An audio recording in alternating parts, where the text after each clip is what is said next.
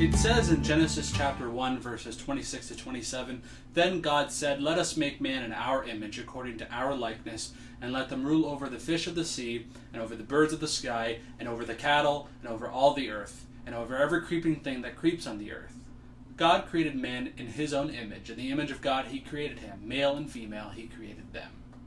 In 6 days God produced light, separated the waters to produce the sky, separated the waters on the earth to produce dry land, brought forth vegetation, produced luminaries in the sky, created sea creatures, birds, and land animals, and finally created man in his own image. The pinnacle of God's creation is man, that is, human beings. So unlike an atheist perspective on life, man indeed has a purpose, since we were brought into existence by the Creator, himself a personal being with plans and purposes for humanity. Interestingly, God included others in his decision to make man. He said, "Let us make man in our image, according to our likeness." But who else was there? A popular opinion is that God consulted his heavenly court, which included the angels. We get descriptions of God's heavenly court a few times in the Bible.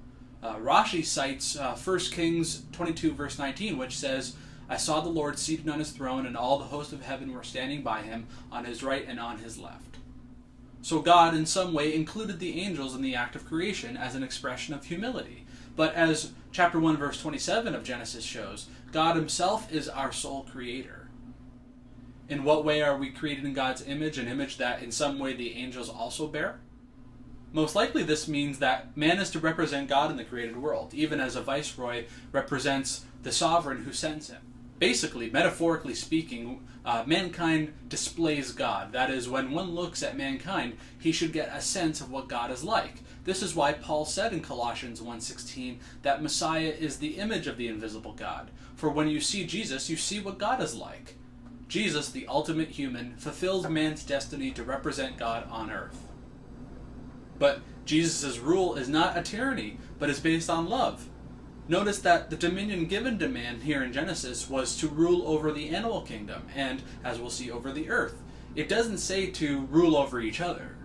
Even when it comes to the Messiah, no one is forced into submitting to him. We each have to voluntarily confess him as Lord. Also, notice that the Bible teaches equality between men and women. Both man and woman constitute the man that was created in the image of God. Furthermore, it says in chapter 2, verse 18, "Then the Lord God said, It is not good for man to be alone. I will make him a helper suitable for him." Understanding woman to be man's helper, suitable for him, does not demean women, but instead it indicates that a woman is a man's equal. After Adam found no one among the animals who was his equal, God then fashioned a woman from the man. It says, starting in verse 22, "So the Lord God caused a deep sleep to fall upon the man, and he slept. Then he took one of his ribs and closed up the flesh at that place. The Lord God fashioned into a woman the rib which he had taken from the man, and brought her to the man.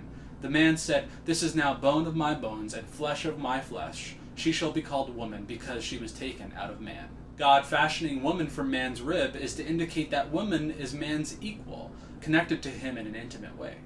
All of us bear the image of our Creator, and it is up to us to imitate the ultimate image of God, Jesus the Messiah, and fulfill our destiny along with him. In other ancient cultures, kings were understood to be in their God's image, but here in Genesis, we learn that all human beings are made in God's image, making each of us sovereign and equal. Each individual is sovereign over the earth because we are each made in the image of the sovereign Creator. Therefore, we each have a right to our own life and to what our life produces. The whole basis for individual rights comes from these verses in the Bible. Therefore, we have no right to rule over others. Instead, we are to imitate Jesus and love both our friends and our enemies. In God's perfect economy, all people are equal. Therefore, we should treat each individual as our equal. For more videos, don't forget to subscribe to our YouTube channel or visit us at youtube.com/messianicniagara. Like us on Facebook, facebook.com/messianicniagara, and visit our website, messianicniagara.com.